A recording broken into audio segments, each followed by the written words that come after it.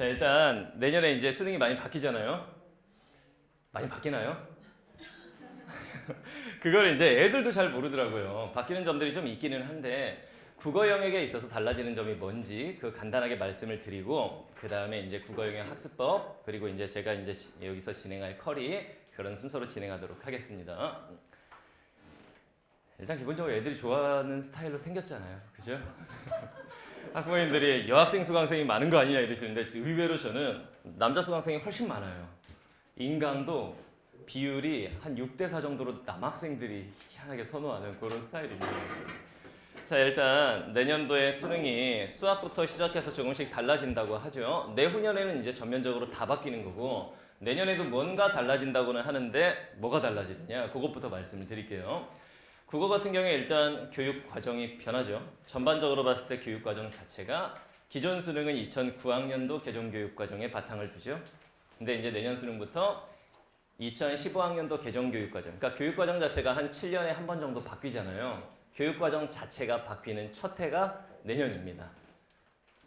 그러면 교육 과정이 바뀌면 뭐가 따라서 바뀌느냐? 교과서가 바뀌어요. 교과서가. 그래서 교과 체계 자체가 국어 영역이 좀 달라집니다. 어떤 식으로 달라지냐면은 기존에는 세 과목이었어요. 국어가 화법과 작문, 문학, 독서와 문법 이렇게 세 과목이었죠. 수능에서도 화법, 작문, 문학, 비문학, 독서가 비문학이죠. 그 다음 문법 이렇게 해서 45문항이 출제가 됐었는데 내년 같은 경우에는 이제 교과서 체계 자체가 바뀝니다. 네 가지로 하나가 추가됐어요. 화법과 작문 똑같고 문학까지 똑같은데 독서와 문법이 독서 그리고 언어와 매체 이렇게 갈라졌습니다. 그래서 교과서로 봤을 때 4개가 돼버린 거죠. 이것만 딱 보면 오해하시기 좋은 게 학생들의 어떤 학습 부담이 더 커졌구나 라고 생각하시기 일단 딱 좋아요. 문법 어디 갔나요? 문법. 문법 없어졌나요? 이런 학부모님들도 많으신데 언어와 매체가 문법을 포함하고 있습니다. 이거에 맞게 이제 수능 시험이 바뀌게 되겠죠. 근데 그 바뀌는 건 내후년부터예요.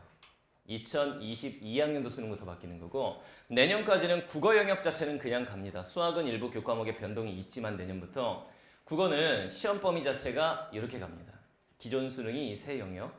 그에 비해서 이제 내년 수능은 화법과 작문, 문학, 독서, 언어라고 돼 있는데 이 언어가 기존 수능의 문법에 해당하는 거죠. 그러면 매체 어디 갔나요? 아까 언어와 매체에서 매체는 내년까지는 시험 범위에서 제외가 됩니다. 학생들의 혼란을 줄이기 위해서 언어와 매체 중에 언어만 출제한다. 그러면 이거 잘 정리해 보시면은 화법과 정문 똑같고 문학 똑같고 독서 똑같고 문법만 과목명이 언어로 바뀌었을 뿐이지 출제되는 어떤 영역이나 그런 것들이 달라진 건 아무것도 없습니다. 결론적으로 봤을 때 국어는 내년까지는 똑같아요. 국어 선생님들 같은 경우에는 인강 선생님들도 내년까지는 큰 변화가 없는데 내후년부터 국어에 선택 과목이 도입되고 뭐 이렇게 가는 거죠. 내후년 다시 말하면 지금 예비고3 학부모님들이시잖아요. 한 방에 보내셔야 됩니다.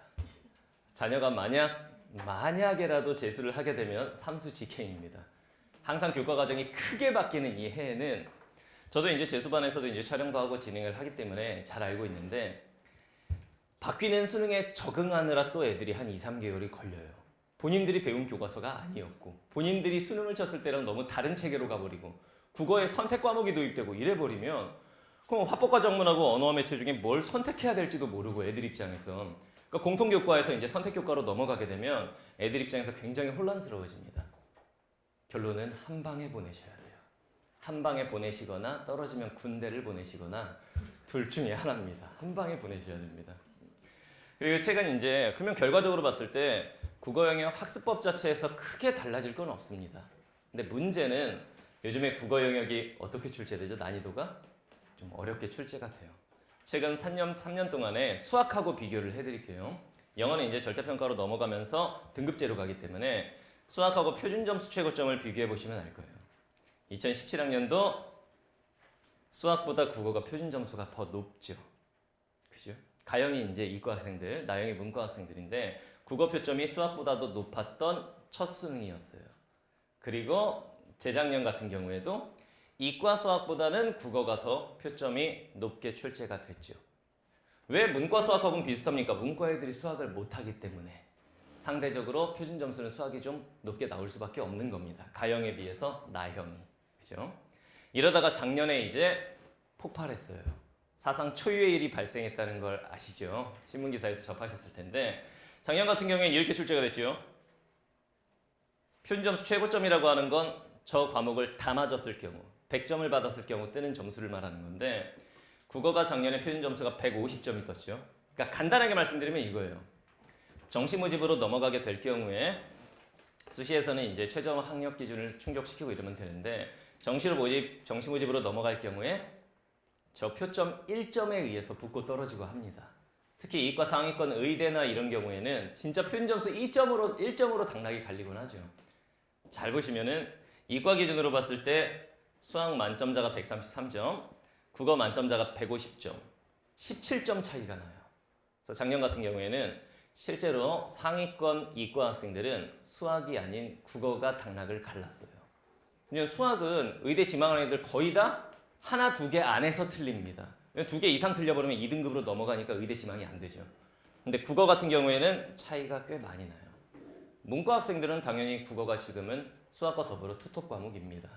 문과에서 이제 차지하는 영향력뿐만 아니라 이과 학생들도 이제 상위권으로 올라갈수록 국어를 잘하는 친구들이 좋은 학교를 가는 그런 시대가 열렸어요. 옛날에는 설명회 같은 거 가면은 저기는 이제 지금 여기는 소규모 설명이지만 제가 이제 체육관 설명회 같은 걸 다니는데 뭐 제주도도 가고 뭐 이렇게 가요.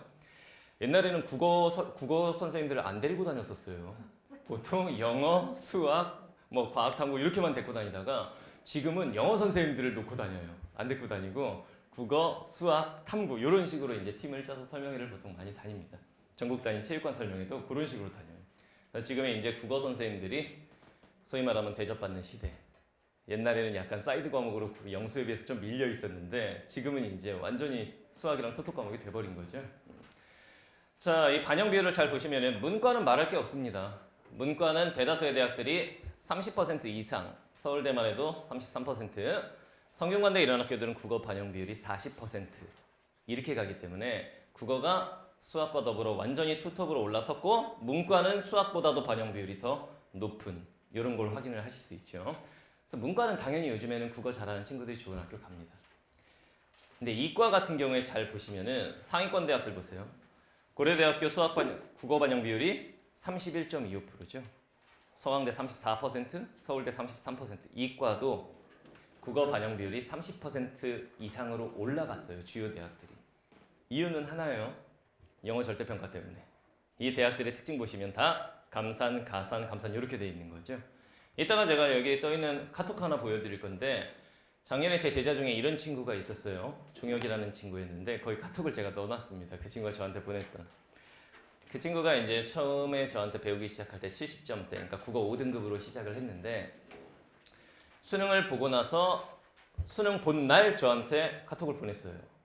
선생님 저 국어 잘 본 것 같습니다. 그러더라고요. 다른 과목은? 다른 과목은 별로예요. 이러더라고요. 원서는 어디 쓸 거니? 그랬더니 서울대요. 이러더라고요. 말도 안 되는 얘기죠. 걔가 몇 점을 받았냐면 국어를 95점을 받았어요. 작년에 국어 95점이면 굉장히 잘 본 겁니다. 왜냐면 1컷이 84점이었기 때문에.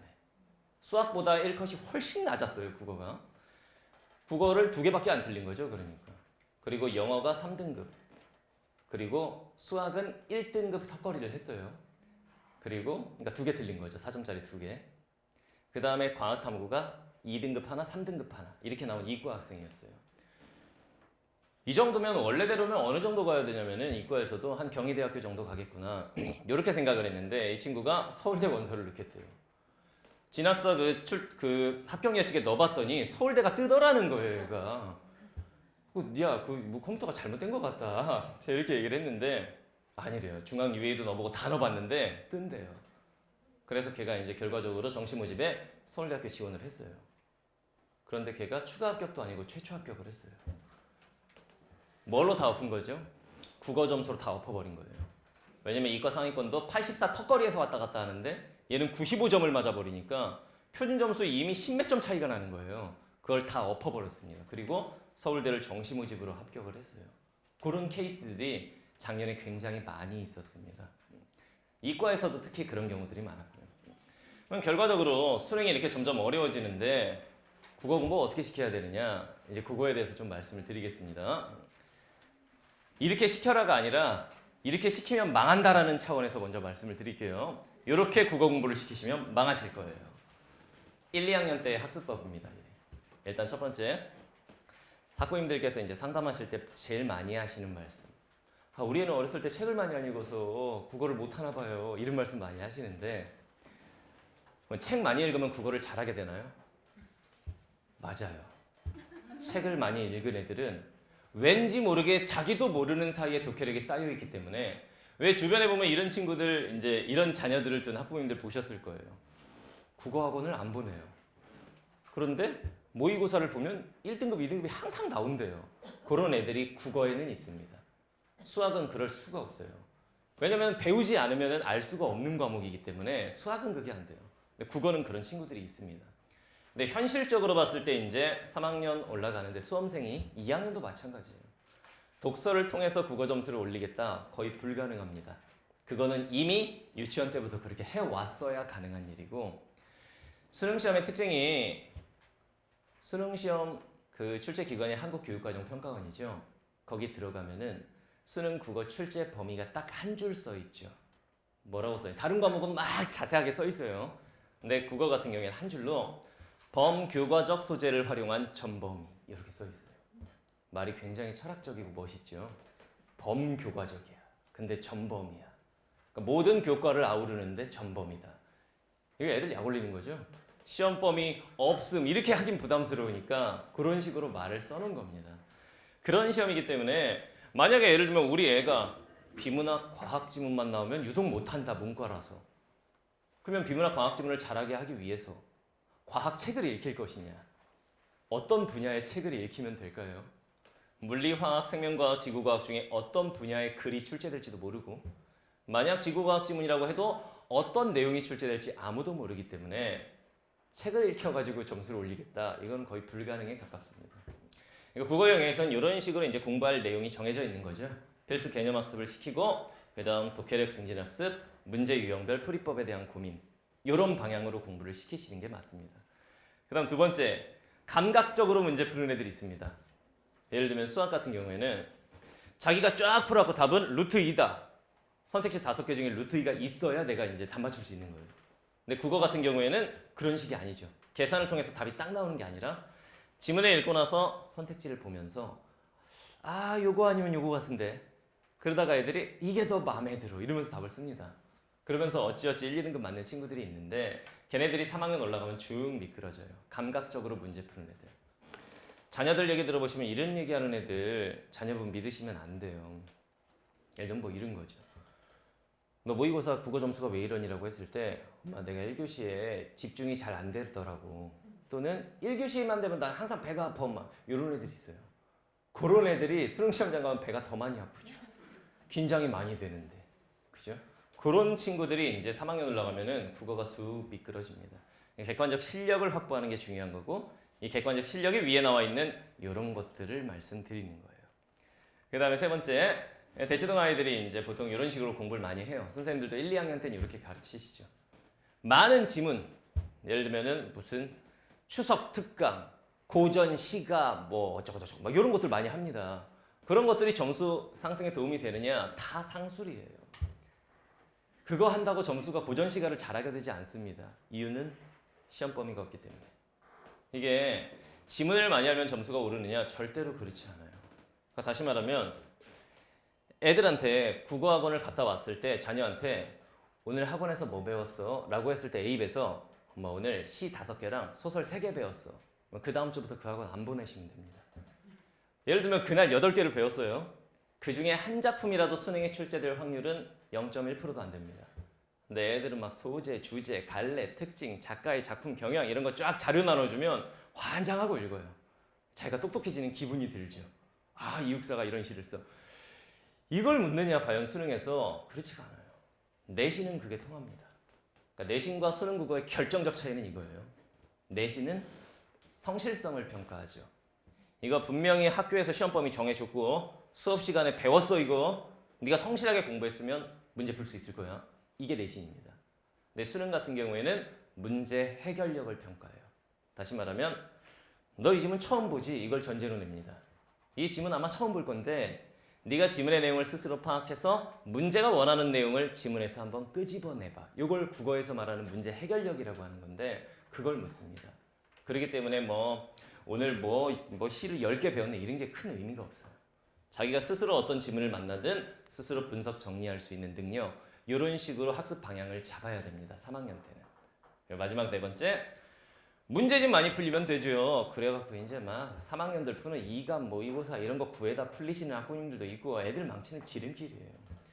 그거 3학년 때 이제 파이널 과정에서 푸는 건 좀 도움이 되는데 일단 2학년에서도 모의고사에 1등급을 못 맞는 애한테 막 상상, 바탕, 이강 막 구해다 풀리고 마르고 닳도록 이런 기출문제집 막 사다 주고 그 애들 제대로 푸는 애들 별로 없습니다.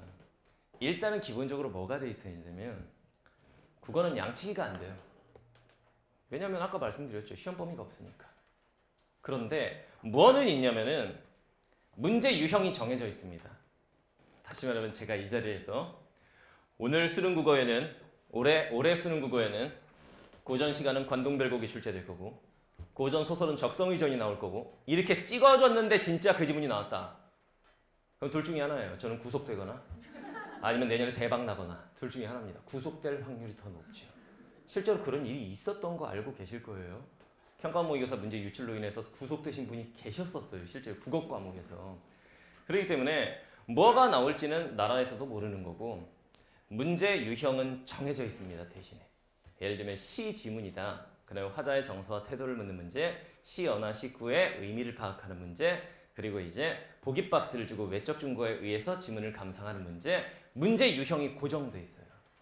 근데 애들은 아직도 어떤 지문이 나왔으면 좋겠다라고 지문 중심으로 공부를 하지 그 고정되어 있는 문제 유형을 어떻게 풀어야 될지 고민을 별로 안 해요. 예를 들면 영어는 이런 강의들이 있어요. 빈칸 추론을 애들이 잘 못하니까 빈칸 추론을 집중적으로 공부시키는 이런 것들이 있는데 국어는 그게 없습니다. 그래서 제가 이제 인강에서 처음으로 요 문제 유형별 풀이법 강의를 런칭을 해봤고 그게 이제 크게 성공을 거뒀었죠. 요 방향으로 공부를 시키시는 게 맞습니다. 전반적으로 봤을 때 내년에 이제 고3 되면 어떻게 공부를 시키셔야 되느냐 1, 2월 동안에 전 영역 필수 개념 학습이 끝나야 됩니다. 그리고 동시에 기출 분석 들어가야 돼요. 왜냐면 3월부터는 EBS에 열을 올려야 되기 때문에 내년까지는 EBS 70% 연계 그대로입니다. 내후년부터 50%로 이제 줄어드는 거죠. 그 다음에 3월부터 6월 평가원 모의고사 전까지는 영역별 심화 학습을 시키시고 이건 이런 얘기죠. 전 영역 공부를 하고 기출 분석을 해보니까 우리 애는 고전 소설을 잘 못한다. 우리 애는 비문학 기술 지문을 잘 못한다. 그런 부족한 영역에 대한 심화 학습. 동시에 EBS 수능 특강, EBS 수특에서 최소 수능에 세 지문이 연계가 됩니다. 이쪽 공부를 시키셔야 되고 그 다음에 이제 고난도 지문에 대한 공부를 여름방학 때 국어 워낙 어렵게 출제되니까 고난도 집중 공략하면서 이 시기에 두 번째 연계교재 EBS 수능 완성이 출간이 돼요. 이걸 공부를 시키시고 그 다음에 이제 9월, 10월 동안에 실전 문제풀이를 시키시면 됩니다. 그리고 하나 더 모의고사 실전 연습을 이렇게 밑으로 빼는 건 뭐냐면 다른 과목들은 보통 파이널 기간에 모의고사를 풀게 됩니다. 그런데 국어 영역은 아까 말씀드렸다시피 나 이 지문 안 배웠는데 어떻게 풀지? 이런 과목이 아니기 때문에 수험 생활을 시작하는 즉시 모의고사는 최소한 2주에 한 번씩은 풀리셔야 돼요. 그래야 시험장에 가서 시간 안에라도 풀 수 있습니다. 우리 애는 시간 안에 푸는데요. 고3 올라가면 달라져요. 작년에 왜 그렇게 등급컷이 낮았죠? 관심 있게 이제 신문기사 찾아보신 학부모님들 아실 텐데 작년 수능 1교시에 45문제를 몇 분 안에 풀어야 되죠, 애들이? 80분이에요, 80분. 85분 안에 45문제를 끝까지 풀어낸 학생들의 비율 작년에 이제 나온 결과 20%예요. 80%는 시간 안에 못 풀었어요. 그러니까 여기는 이제 뒷부분 찍은 애도 있고 시간에 쫓겨서 뒤에를 와다다닥 푼 애도 있고 그런 비율이 80%나 됩니다. 이유가 뭐냐면 지금 애들은 활자 세대가 아니에요. 어렸을 때부터 깨알 같은 신문이나 이런 거 읽으면서 자란 그런 애들이 아닙니다. 그냥 뽀로로 같은 거 틀어놓고 박수치던 그런 미디어 세대. 활자보다는 화면이 익숙한 세대. 그런데 수능 출제되는 지문의 길이가 점점 어떻게 되고 있죠? 점점 길어지고 있어요. 문항의 개수가 늘어난 게 아닙니다. 지문의 개수가 길어지고 있어요. 지문의 길이가. 애들이 읽다가 지쳐요. 또는 1문단 읽고 나서 오케이. 그리고 2문단 읽다 보면 1문단의 내용을 까먹습니다. 3문단 읽을 땐 1, 2문단을 까먹고 4문단 읽을 땐 1, 2, 3문단을 까먹어요. 지문을 다 읽고 나면 마지막 문단만 머릿속에 남아요. 문제 풀다 보니까 아무것도 기억이 안 나요. 그럼 애들이 뭐 하죠? 어떡하죠? 다시 읽어요. 이런 식이기 때문에 80%가량의 시간 안에 다 못 풉니다. 작년 수능이 그랬어요. 자, 이제 마지막으로 이제 제가 여기서 진행할 컬이 말씀드리도록 하겠습니다. 뭐 원장님께서 저한테 말씀하신 바로는 거의 마감이 나가고 있다라고 말씀을 하시는데, 여기는 이제 제가 쓰는 강의실 중에서는 전 지역 통틀어서 가장 작은 강의실입니다. 여기 다 와도 이제 100명이 채 안 될 텐데, 일단은 2, 3등급 학생들이 이제 제 수업을 들으면 1등급을 맞는 비율, 작년 통계로 봤을 때 60%입니다. 작년 수강생 처음에 2등급이나 3등급으로 시작한 학생들 중에서 10명 중에 6명은 1등급을 받았어요, 수능에서. 그러면 1등급 애들은 없느냐? 1등급 애들은 내버려 둬도 1등급을 맞아요. 그래서 제 수업 시간에는 1등급 아이들이 대다수를 차지합니다. 왜냐면 이제 제 2년 연속으로 전국 수석이 제 수업 현장 강의에서 나왔어요.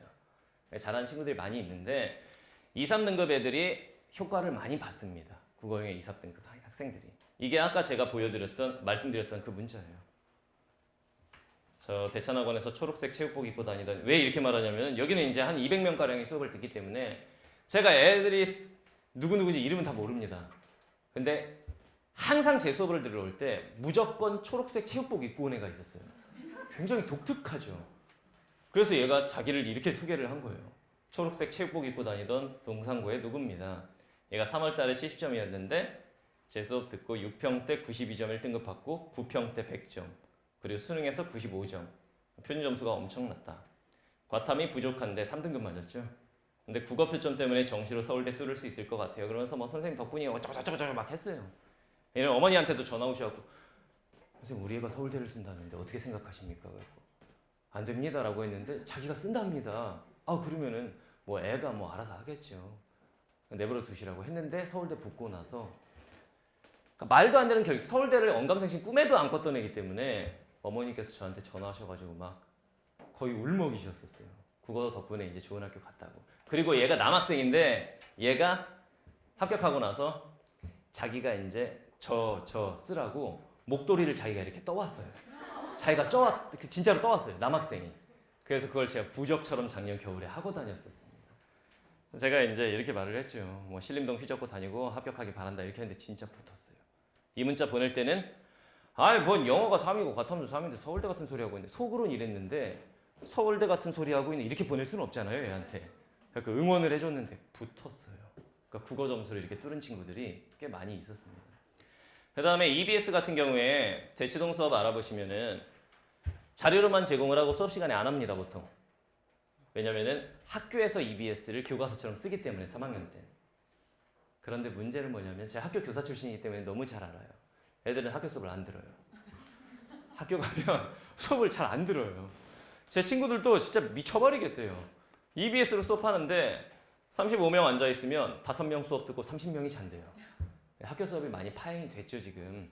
그래서 이제 저 같은 경우에 EBS가 특히 1학기 내신 시험 범위에 해당하기 때문에 고3 때는 수업 시간에 진행을 합니다. 그래서 수능 연계학습도 하고 1학기 내신까지 대비할 수 있도록 1학기 때까지는 이렇게 내신까지 챙겨드립니다. 이런 책으로 진행을 합니다. EBS 본교재를 사용하지 않습니다. 왜냐하면 본교재 쓰면 저 구속됩니다.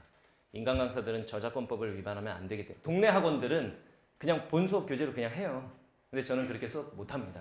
그래서 EBS 교재를 다 분석해서 이렇게 따로 교재를 만들어서 진행을 합니다. 이게 당연히 더 적중률이 높아요. 왜냐하면 EBS 수록된 작품들 중에서 강사의 눈에서 봤을 때는 이제 강사가 이제 해줘야 되는 건 이런 것들이 있죠. 애들이 문학 작품 250개 이걸 다 할 수가 있느냐? 다 못합니다. 근데 강사 입장에서 딱 봤을 때는 이거는 절대로 수능에 나올 수가 없는 작품이다. 그런 작품들을 이제 선별을 합니다. 그래서 출제 가능성이 높은 지문들을 대상으로 이렇게 분석 강의를 진행을 합니다. 그다음 세 번째, 아까 말씀드렸죠. 20%만 시간 안에 다 푼다. 그래서 제가 인강에서 무슨 강의를 만들었냐면은 45문제 80분이 아닌 65분 안에 평상시에 풀어야 시험장에 가면 80분 안에 다 풀 수 있다. 왜냐면 시험장에 가면 너무 긴장돼서 딜레이가 되죠, 시간이. 그래서 이 강의를 만들어 봤어요. 타임어택. 시간 단축 비법을 담은 강의입니다. 이 강의가 인강에서 1판, 2판, 4판, 4판까지 품절이 났어요. 이 강의를 그러면 수업 시간에 하느냐? 안 해요. 왜냐면 어떤 애들은 시간 안에 다 풀고 어떤 애들은 다 못 풀거든요. 시간 안에 못 푸는 친구들을 위해서 이 강의를 별도의 과제로 제공을 합니다. 이렇게 진행될 거예요. 일주일에 한 번 3시간 신영균 강의를 보내면 우리 애가 1등급이 되느냐? 그런 일은 없어요. 그렇게 되면 저 재벌됩니다. 다만 이런 것들은 있어요. 일주일에 한 번 3시간 공동 수업이 수업 시간에 진행이 되지만 애들마다 약점이 다 달라요. 어떤 애들은 딴 애들 다 맞는 화법 작문 10번까지 해서 막 2개씩 틀린 애들이 있습니다. 그 어떤 애들은 문법을 학교에서 했을 텐데도 고전 문법 이런 거 나오면 막 다 틀려버려요.